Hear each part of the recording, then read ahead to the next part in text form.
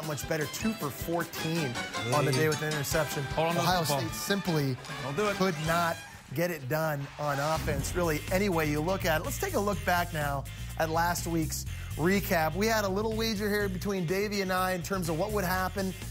We asked how many games would the ACC win versus their ranked opponents. I said they'd win 1. Davey said none. They ended up winning 2, so technically both wrong on that.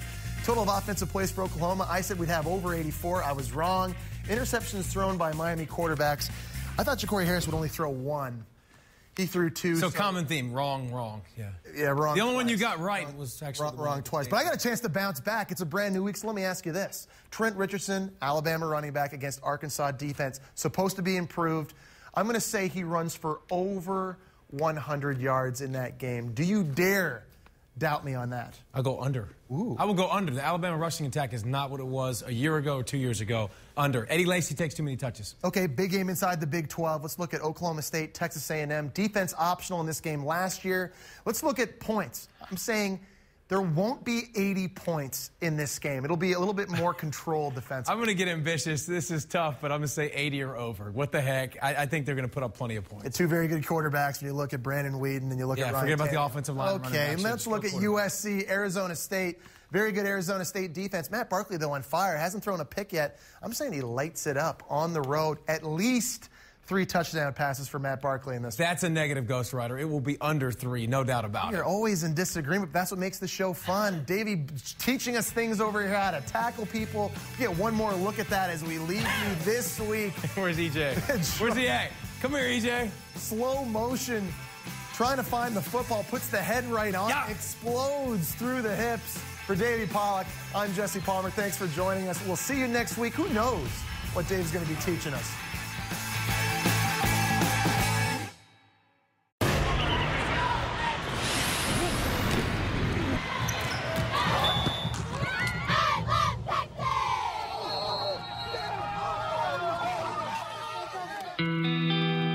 What we are supposed to do as coaches is give our guys an advantage by strategy.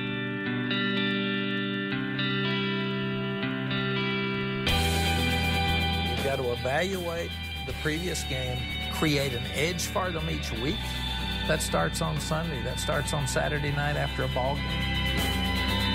Throws downfield, wide open Grant. DJ Grant, say goodnight to it. Touchdown, Texas. I'm a guy, if the plan's not working, change it. I want it changed, and I want it changed fast to make it work. Breaks a tackle to the 10, the 5. Malcolm Brown to the end zone. Touchdown, Texas. How can I help create an edge of enthusiasm and toughness and confidence on Saturday? Coming up on Rewind with Mack Brown, another Case Colt comparison that I'm sure the coach is going to love, or not. Plus, we'll let you know why Malcolm Brown truly is the man of steel and what makes Fozzie go wild. And we'll go inside the game to see how a sudden change play and situation change the game. It's time to rewind.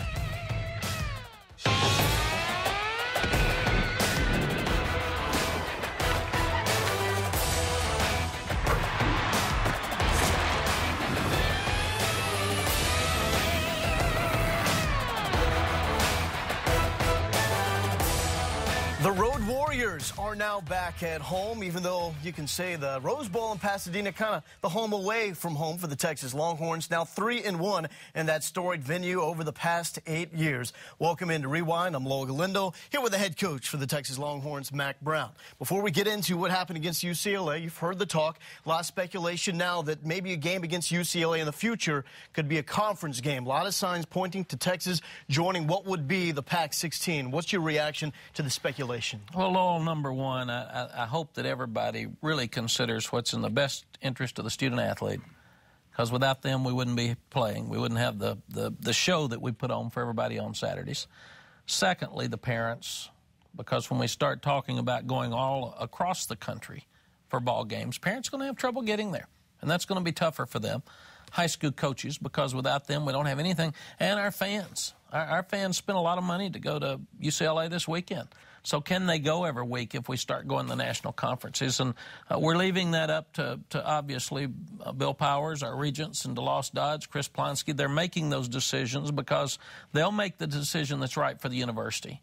and not just for football and not just for the athletic department. But and I trust them explicitly that they will do that. I do know that we've all favored staying in the Big 12, having a Big 12, because it's a regional league. And we just feel like it is best for our student athletes, for their parents, for our high school coaches, and for our fans short term. Now, if that changes, Bill and DeLoss will put us in the right place. But for now, I sure hope the Big 12 stays. Well, seeing you around your team, not once have I heard you address to the team conference realignment.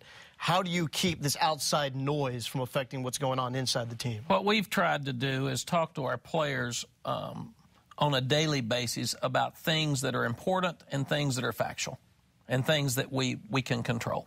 Right now, there is no news. There's in the news business, it's all over the place. But we remember last year it was the same thing. Yep. And there was a lot of misinformation out there, and I think it's probably happening some now. So we've told our players, when we get some facts, we will bring them to you. But until we get something that's solid, and we have nothing. As far as I know, we're still going to Iowa State in 2 weeks. We'll still have the Big 12 through the year, and I'm a lot more worried about the off week and playing Iowa State than I am what's going to happen next year. Yeah, good tone to the off week now, because the Texas Longhorns come into that bye week with a 3-0 record. They went to the Rose Bowl to take on UCLA. First road trip for a team where 6 of your offensive starters were making their first ever road start, including Case McCoy in as the starting quarterback for the Texas Longhorns. Opening drive of the game, Mack Brown showing the physicality, 5-yard gain. Next play, Brown stopped after a 1-yard gain, so it sets up a 3rd and 4 situation. Here, DJ Monroe makes it very close to converting, Coach. Well, he does, and it is a great call by Brian Harsin. We're within inches, and Lowell, we really considered going for this first down, but we thought that our defense would play really well. And we thought we would put the game back in their hands to start with, and they come up with the interception here on the second play. Oh, so you didn't have to roll the dice, because Carrington Bindum comes up with his first career interception. What happened on this play, Coach? Well, it's a good pressure. Our pressure packages, the guys covered very, very well by Kenny Vaccaro. It's a little bit wide, and Carrington makes the play. Dwayne Aquina, the secondary coach, says that Bindum is the technician of that defensive backfield. Texas on offense, and it's McCoy to DJ Grant, rolling out, throwing a cross-body, wide open tight end, and a nice play here, Coach. 3rd down and 9, little pressure on the upper side. Case, like his brother Colt, steps up, moves toward the line of scrimmage, pulls the secondary. They have a bust by the backside corner. He comes up and obviously leaves the tight end wide open. It's just a knack for a quarterback while he's scrambling to be able to see a tight end that wide open downfield. Not everybody can do that. Second pass as a starting quarterback goes for a touchdown, just like big brother Colt. Defense backing at it. 3rd and 6, possession down. This time Nelson Rosario gets by with the first down. How do you feel you guys did against those bigger targets? I thought they did a great job. This play's covered as well as they can, but Prince to Rosario is as good a throw as you can have. 3rd and 6, Keishan Randall coming off the edge. This one ruled an incompletion. We got to force turnovers. You got to stop the run. You got to hit the quarterback. This is a legal hit, a clean hit. I thought the play was called properly, but nearly got us a turnover at that point. But what it does, it disrupts the quarterback for the future. Sets up a 4th and 6. The sure-handed freshman, Jackson Shipley there. A lot of confidence when you put a true freshman back to control those punts. This one gets away. UCLA recovers. What do you tell a young guy like this making that first road start? You tell him just to keep your eye on that ball. You've got great hands. It's the first one you've dropped. You're not going to drop anymore, and we believe in you, and get right back out there the next time they have to punt. So UCLA takes over prime real estate, 19-yard line, 3rd and 7. Keenan Robinson pressure, Blake Gideon tip, Adrian Phillips an interception in the 2nd straight week. We're going to break down how this happened a little later in the show, but what did this mean to have a turnover this early after the fumble? This is one of the key plays to the game, because UCLA is trying to get back and score, and not only do we stop them from scoring here, we take this drive down and get points, so it's a 14-point swing. That would be another turnover, setting up a touchdown. Mack Brown taking the contact to the UCLA defense. DJ Grant, nifty little play there from Case McCoy on a 1st and 10. 3rd and 1. Just going to call Cody Johnson and 1 now, because every time it's and 1, Cody Johnson getting the ball, but great blocking there by the O-line. Our bunches coming off up front. We're really going from some third and 4th and shorts, and they've made a difference in us being able to maintain the ball through a time of possession. 2nd and 6, Marquise Goodwin setting up a 3rd and 1, and it's and 1 again. Cody Johnson, he had the room.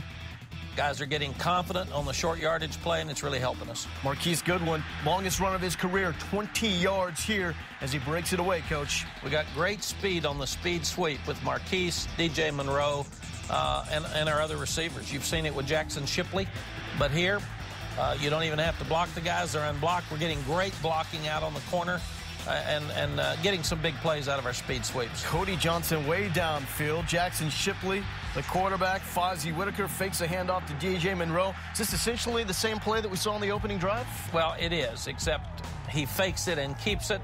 It's off the double reverse. It's out of the wild formation. And Fozzie's really found something here that is key for him because he's helping us so much in the ball game. He is a smart guy. He's the quarterback on the field in the wild formation and doing a great job with it. So 2 interceptions by UCLA, leading directly to 14 points for Texas. That gives your club a 14-0 lead. Kevin Prince tripped on that play, still gets away with 4 yards. Kenny Vaccaro putting down the wood on Big Joe as Big Joe takes a big hit from Kenny Vaccaro, setting up a 3rd down, and Vaccaro was not done here, cashing in on his 2nd career interception, looking like a wide receiver playing that ball. Well, he was a wide receiver in high school, and he covers it perfectly. He turns with the receiver, sees the ball. He has outstanding hands, and Kenny was just a tremendous factor in this ball game for us. Texas with 3 interceptions in the 1st quarter, the most in a quarter since the 3rd quarter against Baylor in 2007. Next drive, 2nd quarter. This is David Ash exclusively on this drive. Big 3rd and 3 to Jackson Shipley. Your team, 7 of 9 on 3rd downs in the 1st half. Well, it's why we possessed the ball so much and kept the ball out of UCLA's hands. They were able to run the ball so well against us last year, and we had to make plays like this and the little pop pass so we could make sure that we stayed on the field. 7 defenders close to Mack Brown. Couldn't get him there. They do not get him on 3rd and 3 either. He loses the shoe, but that is a good trade. I'll lose the shoe any day for that 1st career rushing touchdown. Another great call on 3rd and 3. We're in the scoring zone, but we're not wanting to kick field goals.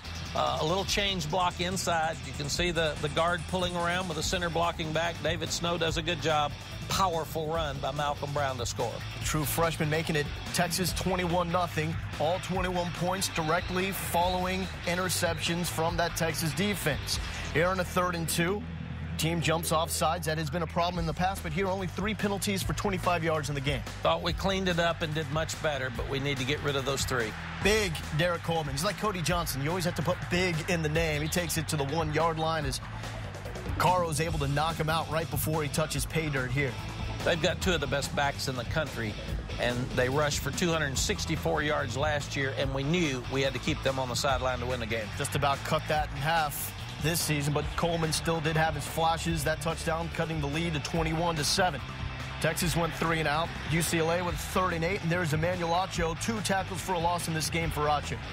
This was a quarterback draw by them and a great call by our defensive staff, but when you make a great call, you got to have execution to make it work. David Ash didn't have success running the ball, but did the threat of the run set up plays like this? It did.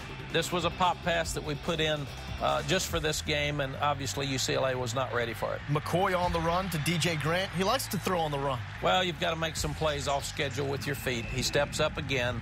You can see he's killing the clock here, so we have time to score before the half. 3rd and 10. McCoy steps up once again, finding Mike Davis, and Marquise Goodwin lays the huge block on Andrew Abbott. Abbott goes down.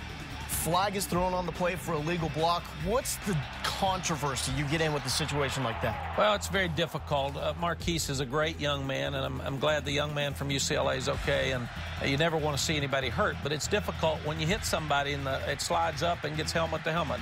It's going to be a call every time. So it sets up a 3rd and 18. I mean, Case McCoy almost knocked over by his own guy, Trey Allen there, but still finding a way to hit Mike Davis. Tell me, what's going through your mind when Case Crazy Legs McCoy is making a play like this? Well, very honestly, I'm worried about field goal because we can kick it from the 35. You see, now he's at the 40. Now he's at the 42. So if he gets tackled back there, we lose our 3 points, and we needed to ensure points before the game. But it's one of those no. Great job, Case. Yes. After that, in the very next play, McCoy to DJ Grant.